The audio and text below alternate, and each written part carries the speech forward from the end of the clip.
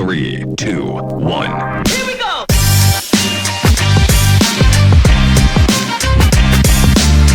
Neil Barrow, I'm the founder of EnabledBD. I spent almost 10 years in public accounting and business development role, origination leader, doing all sorts of BD stuff for professional service firms. And so the last 4 years I've been out, I've worked with about 45 firms all across professional services and really helping them understand how to build or enhance their current business development structure. We all need our people to go out and do BD stuff. And so how are we enabling them to go do that? Ooh, and that's exactly why I wanted to have you on, because you're actually seeing this stuff happen in real time with the clients and the teams that you're working with. So let's just go right there. From your perspective, where do deals actually start to break down? Yeah, that is a good question. I think where I see new opportunities, like specifically where we're talking about prospective clients. So potential clients are coming in and talking and wanting to talk about the services that we offer. Or, hey, we had a buddy. Probably more likely is we had one of our clients or people in our network make a referral or word of mouth, tell us how great a job that we did to one of their friends. And that's why we're talking. I think the first way that it falls apart is in our response time to the new opportunity. And so there's this, while we're on the subject of business development, there's this concept called speed to lead, right? Which is how fast do we respond to prospective client inquiries around what we do. And so typically I've won more opportunities because I was the first one to respond and I was the most excited to do business with them. That's probably... How do you show the excitement? I'm curious. So it's really within that first response, right? And with that initial conversation is we work so hard as service firms to generate new opportunities. And then we don't maximize those opportunities because we're busy and we schedule these calls for weeks out instead of immediately to try to grab on to this opportunity and help someone. Ultimately, it's in the spirit of service. And so I want to show that excitement by being fast in response time, being fast to schedule the meeting, and then executing that meeting and telling them that I'm excited to talk about them because we have this conversation every day with clients, with our network, with our community. We're seeing how we can help and we're excited about that opportunity. When we view it as, oh, this is just more work for me, so I'm not really super pumped about this, that's when we might not be showing the level of enthusiasm. Because imagine someone's got a problem and they're viewing you as the solution. Like they're excited to solve their problem. Right. Yeah. Or get this off their plate or fix it, right? And so we have to match that level of enthusiasm for our prospective clients as well. The speed to lead. I love it. Speed to lead. So I think that's the first where things can potentially miss the mark. I think the second way is in our first conversation with prospective clients. So what happens? What's the communication breakdown that will typically happen with those conversations? Where do they fall off the rails? I think I say this quite often is the people that are looking to hire us to solve their problem or to fix their thing or to maximize an opportunity, they are typically not great buyers of that thing. And so we've conditioned as an industry in professional services for them to buy by asking for a proposal or for more information. And the trap is set for us as professionals going into some of these meetings to talk about ourselves, because that's why they're there, is to learn about us and what we do and how we do it and what we offer and all of those things. And so we as professionals fall into that trap because that's what they're asking to learn about. And so we come prepared with a 50-page slide deck to talk about all of the stuff that we do and our commitment to client service and proactive communication. And we sit there and talk about those things because that's what the prospective client is asking to hear about. But that's a trap. But what they really want is what, Neil? What they really want is for someone to understand exactly what they're dealing with and to make a recommendation on how to fix that or to solve their problem or to maximize the opportunity. That's what they actually want. I swear, I think the next book I write is going to be something along the lines of how to ask good questions, because you're right. It's like we go in there, and it typically professional services, you go to lunch or you go to coffee or whatever, and the partner at a firm or someone senior level who's responsible for bringing in business and that kind of thing, they want to bring 2 or 3 other people with them. They just want to like barrage everybody with the entire firm there to be able to answer any and all questions about the firm. And it's, don't you want to have the conversation about what's up first? What's the problem? Yep. Yeah. No, I think there's definitely some strategy as we look at like how to help someone figure out how to make a decision to solve their problem or maximize their opportunity. Yeah. I'm a big advocate of showing our expertise for sure. But I'm also a bigger advocate of understanding, do we truly understand their problem, and can we come up with a way to help them solve it, whether that may or may not be us ultimately, but in the spirit of being an advisor to companies, that's ultimately what we want to do. Yeah. Have you seen some situations where the team thought the deal was solid, like they're getting closer to the finish line of being able to submit a proposal or go and have a bigger meeting with more people and that kind of thing, and then things fell apart? What actually happened there? I'm just curious if that's actually happened. Yeah, always happens. Yeah. I think the reason that happens sometimes, right, or more often than we'd like, is because ultimately we get excited about it being an opportunity and without actually understanding if it's an actual opportunity, right? And we're nice people. Yeah. We're all very nice. Again, our perspective is we come in and we default to yes a lot. And so what that looks like is, hey, Neil, can you talk about like your services and what you provide? Tell me a little bit about your firm. Yeah, sure. Hey, Neil, could you send us a proposal or send us some more information? This is really interesting. We're really interested in this. Oh, yeah, sure. And so we default to yes instead of truly understanding like what they're trying to get out of it.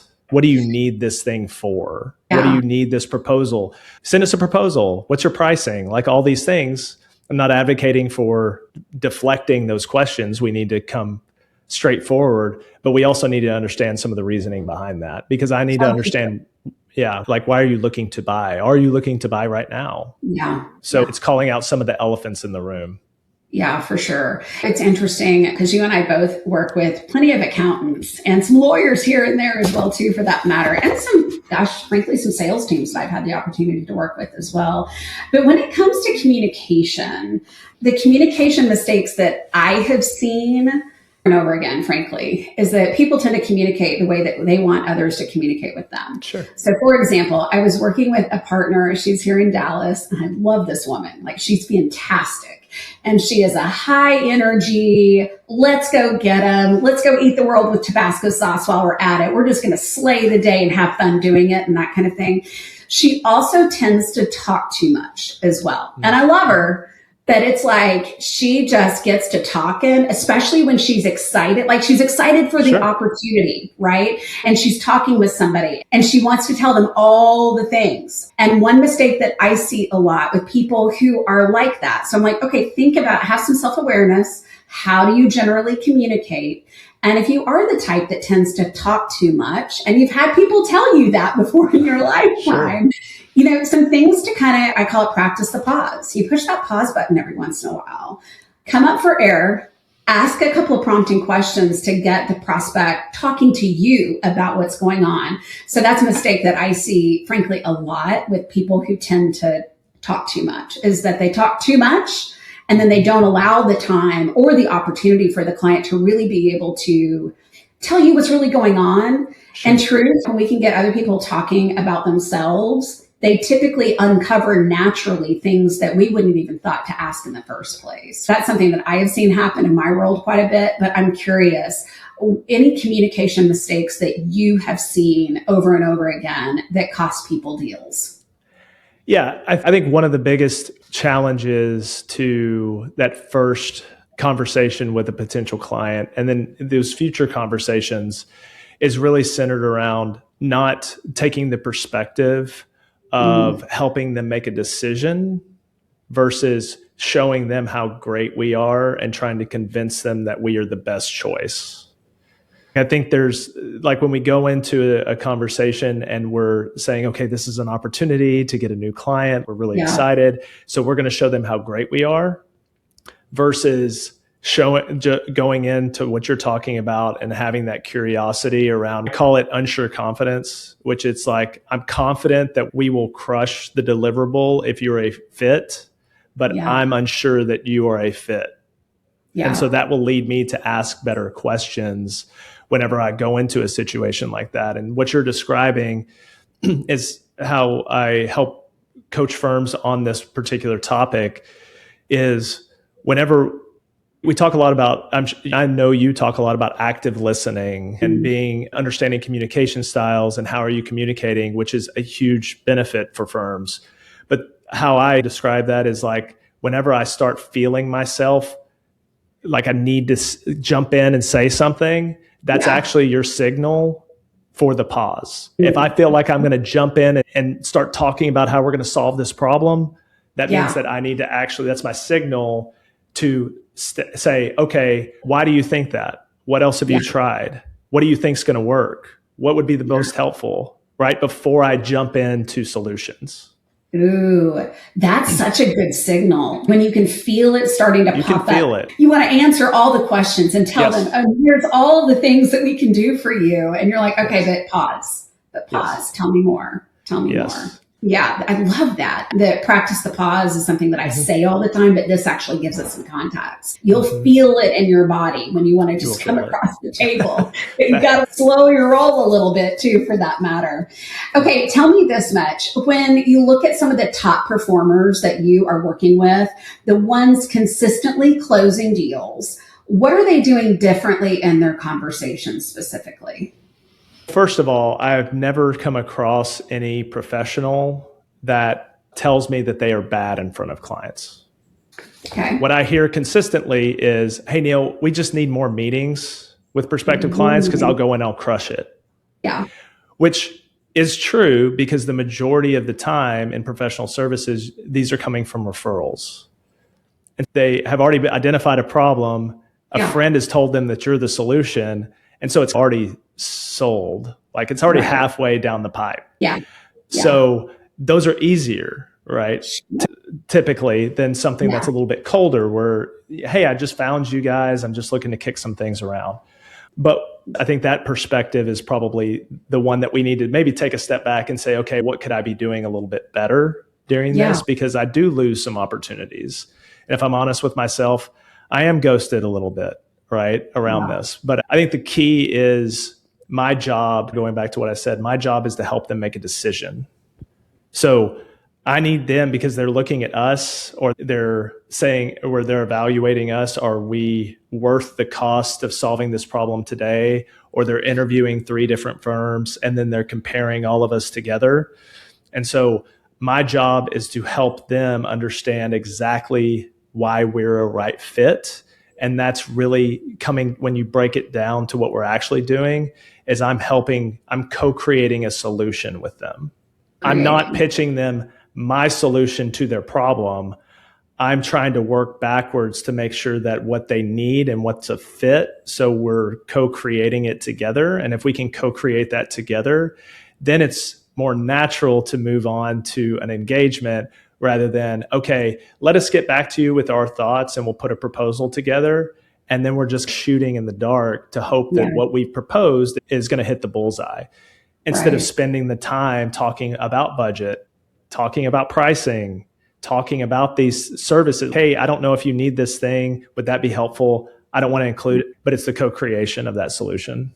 Oh, I love that. It's so often I find that people are reluctant to talk about the money side of things. And it's like they just want to wait and wait. And it's just, oh no. How are you going to know that they're going to be a good fit if you don't have those conversations towards the beginning?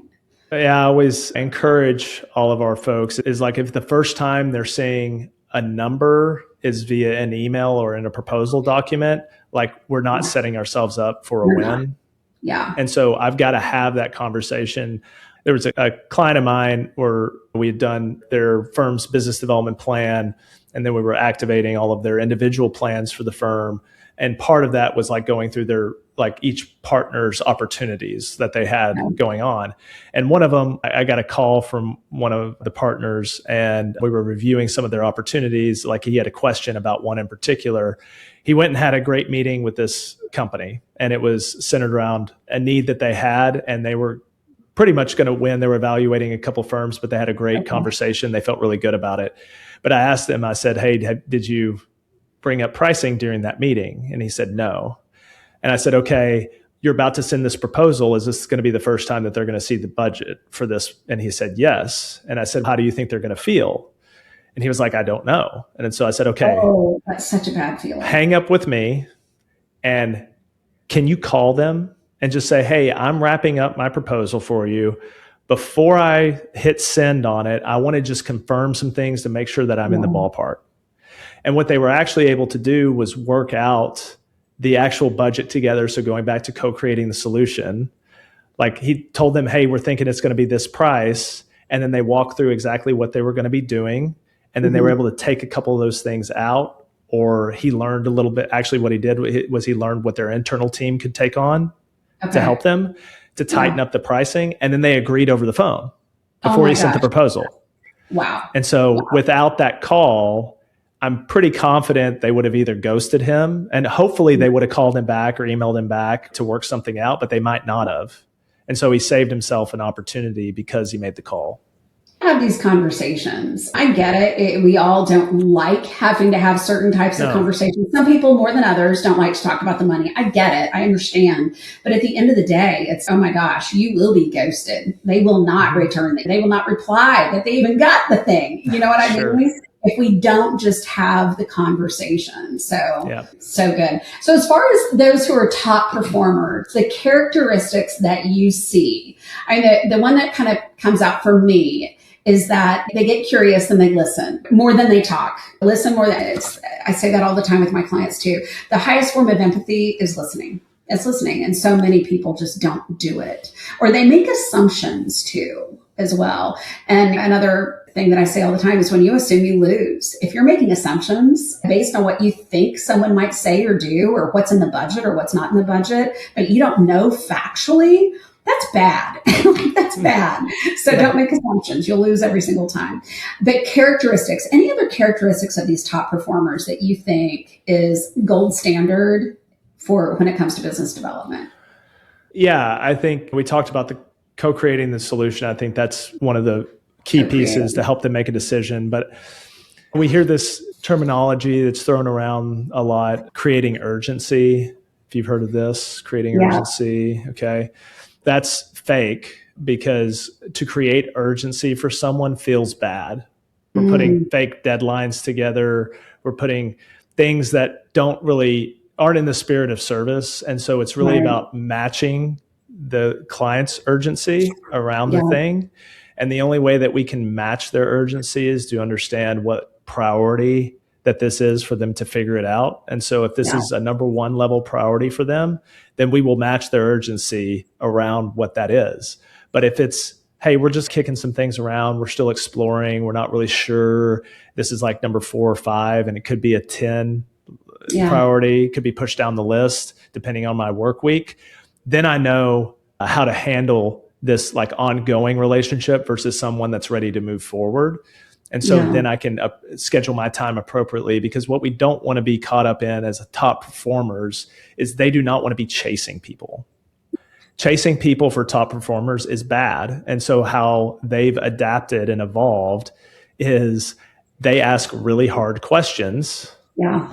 And sometimes if you've ever been in a sales process with a like sales organization, like if you're trying to buy software, they are seeing if you're an opportunity and if you're ready to buy right now. And that feels bad at times, like I'm not being heard, but we can do that in a softer way that allows us to match our urgency, as well as if you're not ready to make a decision, or if this isn't a top priority for you, then we can move you into education. What do you need to know? How can I be helpful? As you're thinking about this thing or solving this or whatever, like how can I be helpful to you as a trusted advisor in my community, at my organization? Yeah, So that's one of the approach has got to be genuine, and if it's not, it's never going to sell. That's what I'm hearing as well too. Okay, I want to ask you just a couple of quick questions here. The biggest mistake people make in sales conversations, rapid fire, biggest mistake. we don't prep. So we're running in meetings all day, and then we jump on to a prospective client call cold because we're great and all we need to do is just show up. And so we don't prep. I would say that's probably the mistake that most people make. I think another one is after that first call, just defaulting to sending them more information or sending them a proposal. Yeah. I like that. One thing that people should stop doing immediately. What should they stop doing? Sending a proposal without having a meeting to walk through it. Ooh, that's like dead in the water every single time, isn't it? It never works. Okay, best piece of closing advice. You're at the deal table. What's the best piece of closing advice that you got? Okay, here's just my opinion. And again, it's worth what it is, which is nothing because it's free. I don't really believe we can close anybody. I think that it's our job to create the environment for someone to make it easy to say yes to us. Yeah. And the way that we do that is by truly understanding their problems and their objectives.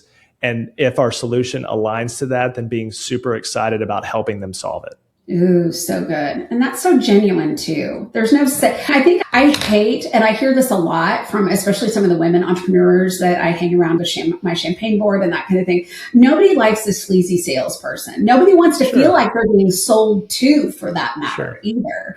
Sure. And they're not going to feel sold to if you've walked through a very natural and organic process of seeking to understand what the heck their problem is in the first place. Yeah. There is no closing that has to be done. It's just, it will naturally get there. Yeah. I think we have to ask for the business. I think there's part of that, right? If we feel that we're confident that we can help them, yes, we need to ask hey, would you like to sign up? Would you like to, let's go. I'm ready to go. When would you like to get started? I think there is that ask that we need to do. But if we've done a good job beforehand, that ask is a lot easier, or they'll ask us to get started. Yes. Yeah, for sure. Okay. And lastly, one question every leader should be asking in a sales conversation. Is there just one?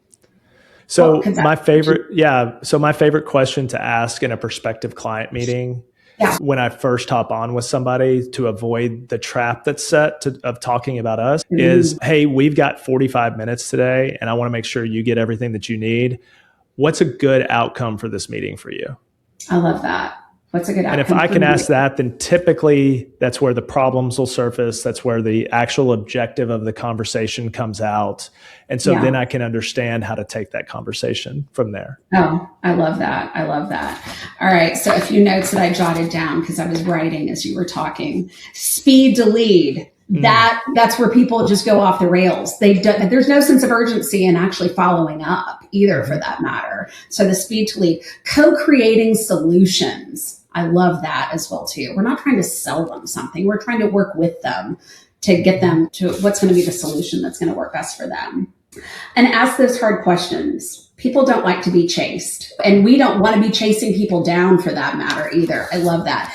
But that also means that you've got to have those hard conversations. Some of these conversations are so easy for some and very challenging for others. My gosh, out of all the accountants and lawyers that I've worked with before in the past, it's like they just want the exact script. Like, tell me what to say. Sure. And I'm like, gosh, it just totally depends on who you're talking to as well. What do you feel like they need? Yeah. And if you're not good at gauging that, then maybe you need to be bringing somebody with you on that will help you be able to figure that out with you for that matter, because these conversations matter. They do. And on that note, I think while some people are predisposed to have these conversations that are more natural, the majority of people, it's experience. So what I tell people is like, when you're pointing to that person is, oh my gosh, that person's just so good in meetings. That person they're just the rainmaker. They do it all. What that is a reflective of is they've gone to the BD gym.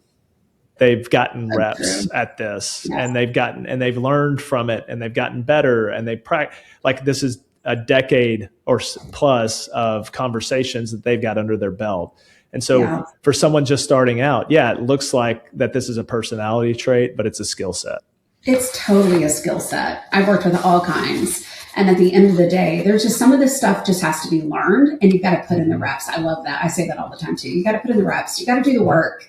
It's not going to come naturally. It's not going to come easy. Having the budget conversations will always be hard, no matter who you are and how much experience you have, but it does get easier the more times you do it. Neil, thank you so much for your time today. I so appreciate it. Where can people find you online? I know that you normally hang out on LinkedIn, right? I'm on LinkedIn. That's where you can find me. I'm posting content, and then I've got a podcast too. I hope this email finds you well. And so I interview business development professionals at professional service firms to talk about what's working. I hope this email finds you well. And how did you come up with the name for the podcast? I know the story, but you just have to tell it very quickly. I love it. No, yeah, sure. That is the clearest sign of a sales email that we all get, as I hope this email finds you. Actually, you don't really hope this email finds me well. I'd like to think so, but actually you want something from me. So can we get to what you want? So that's the impetus of the name of the pod. And the graphic, isn't it? Is it a skeleton? Whenever I get that email, I want to die a little bit inside and then light my laptop. That's the logo. With the keyboard ablaze, that's for sure.